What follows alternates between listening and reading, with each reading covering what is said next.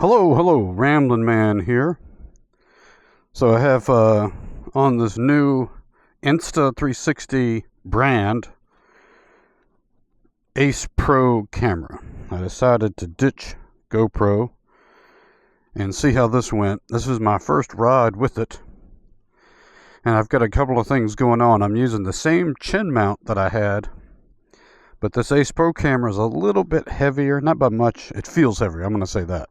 I haven't checked the specs, but it is thicker, and it has a rear camera, a rear screen that flips up in the back, which the GoPro doesn't have, which makes me have to change the angle I tilt the camera back. And I'm still trying to see if I've got this aligned up where it looks good on the road. And I'm using their attachment, which is a vast improvement over the GoPro, for my third-party microphone. Now, I tested that sitting in my office, but there's no substitute for getting on the road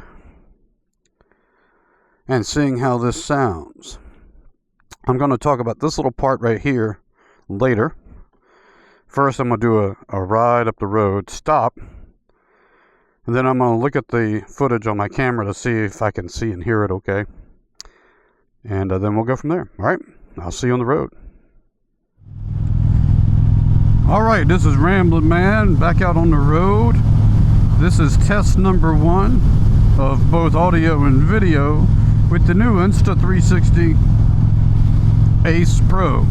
I have to admit, I don't know if Insta360 is their brand name or if it's just Insta. I tend to call them just Insta. I do own their 360 camera. You know, it's funny, it's like 80 degrees here today, and I'm wearing this mesh jacket. It almost feels chilly. It's hilarious. I wish I had my other new jackets, the mesh ones, I can try. We were hot and muggy all weekend. It seems like to me, my assumption is that this camera needs to be tilted back just a little bit further to get the angle I want. And I'm not sure the current mounts I have will permit me to go back any further. It's hard to explain, but you guys that have put these mounts together know. You try to reduce the number of needed mounts because one, it's more likely to shake the longer you extend that thing, and two, it gets weaker when you have more connection points, especially if they're out too far. And I have a third-party chin mount that I really like a lot, that then I was able to use the same attachment because, you know, Insta's no fool. They made the connections where you could use the same sort of mount. It's the best way to do it. But I love their final attachment at the top that's magnetic with a clasp system. It's not going anywhere, and when you want to take it off, you pinch and disconnect. Whereas on the GoPro, if I want to change the battery or swap out the memory card while using their media adapter, you're taking the helmet off, undoing some screws, undoing the media mod, opening the case, getting to it, then reversing all that. And here, I don't know that swapping the memory cards is possible real easily because those are very, very small and easy to lose and drop. But the battery would be a cinch to replace. So far, when I was doing tests at home, I didn't have any of this finicky behavior from the third-party microphone. I was able to power it from an external battery. I'm using the internal battery right now. Now, one thing I'll say is I did not test fully yet. Could I charge and leave a battery inside of it? Or is it better to remove the battery completely? It looked like to me the internal battery was basically being charged up by the external battery power pack.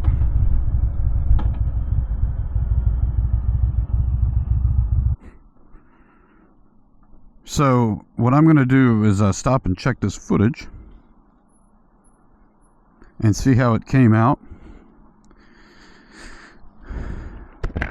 You know, I think the folks that use the external batteries with an internal battery, what I'm trying to get at is, you know, if I get off the bike and I need to unplug the external battery, but I want the GoPro to keep recording, but usually this external battery is going to be on me, so I'm increasingly thinking that's not going to be a big deal for me. But let me cut this off and see how the footage looks. Alright guys, I'm going to get on the road again here. And the first clip I did was in what they called action view. And now this one's going to be in what they call ultra view. And it's just a slight different shape of width of the camera. So I want to see how this turns out. And I have a feeling I might prefer action first. But we're going to see, okay? We'll see together. From what I can tell, it wasn't too low. In fact, well, maybe it could be, you know, I don't know how much of this to see versus the open road ahead. There's a trade-off there. Usually I think I've been cutting it off about right here. But honestly, I'd have to look at my own videos and see. This is what I said was the ultra view. Now, so far, I've only tested this at home. Oh, I did make one ride in the car because I wanted to test one of the features I'm going to talk about in a minute. One thing I'm not fond of with their software is, well, I guess this is going to be an MP4 file that I can import into iMovie. I need to learn something other than iMovie, but I'm taking this in steps. But like if you want to take advantage of some of their features of what they can do with their footage, Instas, you have to either use their iPhone, which is to me, you know, ridiculous to think I'm gonna take a 1 or 2 hour clip and try to edit it on my small iPhone. I'm not gonna do that. And the other option is to import it into their desktop, which in the past did not have as much functionality as their phone, but they've improved on some of that a little bit. But so if you want to take advantage of some of those features, you have to, from what I've seen, import the footage into their software, set it up for some of the features you want it to have, and I'm going to talk about that later, then export that footage, and then only that new clip can you then start to edit and modify like you would normally do an original file. You can't do both. You can't overlay some of their stuff and then edit it. So I'm kind of torn because, like, well, I'll talk about what this watch, this thing that looks like a watch is right here. This is their GPS module. Now, GoPro has that built into the camera. And to be completely honest, I've never used it, never tried to use it. I imagine there's some feature that you can overlay some of it on the camera, footage that comes out. I don't know. I've just never tried it. It was never of interest to me. And I wish that this camera had it built into the camera, but they don't. You have to operate it with a separate device, and that device needs a good view of satellites in order to be effective. They don't want you to put it in a bag I'm not sure if on your wrist that's covered up is okay, but you can also get the same functionality from Insta by syncing it to your Apple Watch or your iPhone or a Garmin navigation app. The catch on that is, my understanding is that those devices, at least the phone, has to be on the entire time and cannot be interrupted. I think the watch can be interrupted. And you would think with my interest in technology and stuff, I might just use the watch, but I haven't. So I don't have the GPS going right now. But if I did, and I'm going to show this later as a demo on this ride, on another part of it. But if I did have it on, you could overlay different stats, your speed, your direction, and there's like 6 things you can overlay, which looks pretty cool. But based on my testing, going back and forth to the grocery store and stuff with it in the car, I'm just going to make up numbers. But say you took a 1-hour ride and you went 60 miles somewhere, and instead of putting out a 1-hour clip, you want to shorten that whole trip and give a 3-minute summary clip.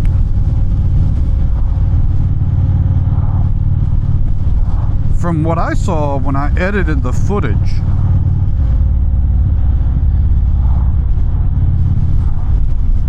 the GPS stats were based on the length of the video that you were making.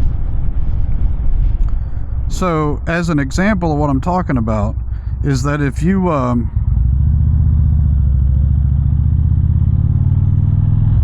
say you just wanted to show the end of that trip as one of the clips, and you would split that trip up into 4 parts, that my hypothetical trip, on the last part, you know, if you want the total distance to show 60 miles that you went, it's not going to show that. If the 4th clip that you picked was a minute long and you went, you know, 1 mile, it's going to show total distance 1 minute, 1 mile, which is obviously not the intent. But in other cases, that might be what you would want to show, is that you're just pulling out a portion of a trip that you might want to show. So what I mean by processing the whole clip, I think the only way around that is to take the entire 2-hour trip, overlay it with those GPS stats, create a new file, which is going to be time consuming, then splice that part up so that you can show the jump in the activity. And I've asked a question on the forums, and I don't always get quick responses on that particular forum about, you know, am I looking at that correctly? Is there not a better way to do that? There's a third-party company that offers this service, but man, they seem kind of clunky as well. Kind of a lot of steps. They had a cool feature that you could it looked like overlap an actual satellite map with your trip, which this software won't do. Some of you are probably years ahead of me on this stuff. I'm playing catch up, trying to learn it all. And you know, Rever, or I guess that's how you pronounce it, Rever. They have something built into their app that I think some of you probably use. Insta has something GPS built into their app, and I haven't tried to use all of these things. I've been focused on learning how to ride and, you know, some basics on recording like I'm doing right now. But I'll do these things in steps. The other thing is when you're using their third-party mic adapter, so it's a mic and battery adapter, it removes the waterproof nature of it. So if you get caught out in the rain, you know, I'm not sure how much that changes things. You know, so if you're caught in the rain with those devices, you might have some problems. Or you may be the type to just take your chance. The other thing, at least in the metrics, it looks like their battery lasts longer than GoPro. So that's good. And I kind of forget all the stats, but I can look them up. I think the long enduro battery from GoPro might go 42 minutes. And I think they said this one, with running similar video quality that I tend to record in, runs about 62 minutes, I think. Apologies if I'm getting that wrong. The thing with this GPS thing is, I think it is designed to stay on the whole time, which I would kind of find annoying. Frankly, it doesn't need to stay on. It also acts as a good preview screen. I still have the option, I can return that if I don't like it.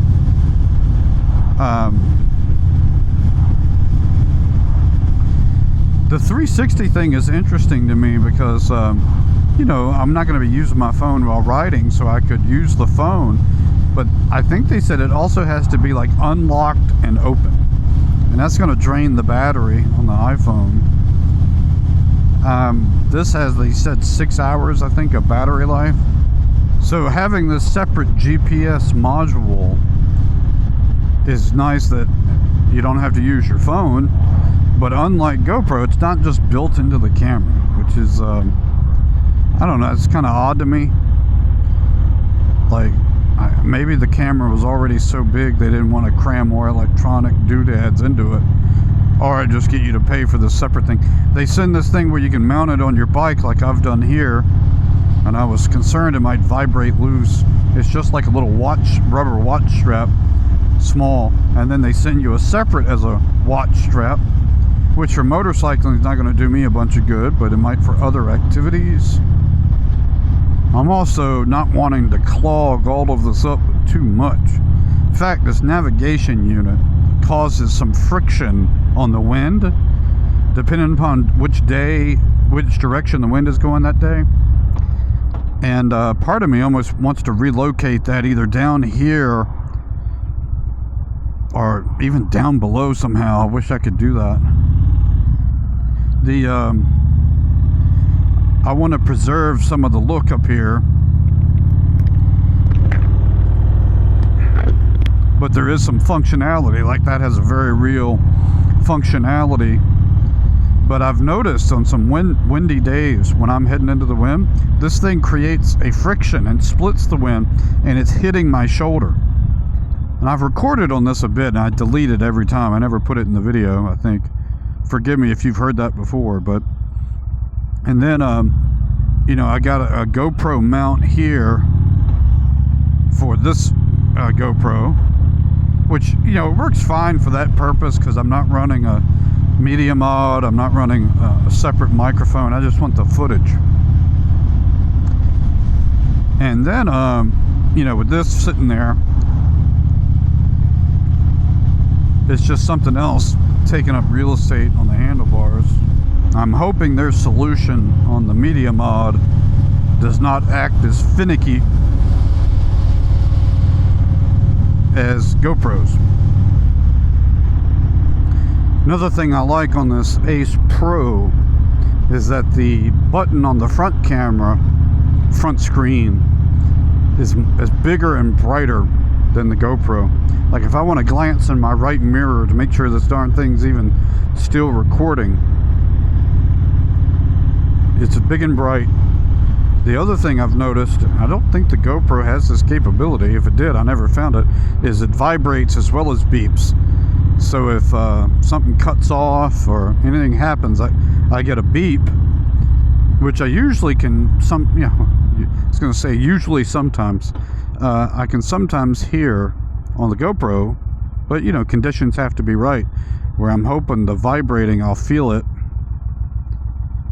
It's kind of strong.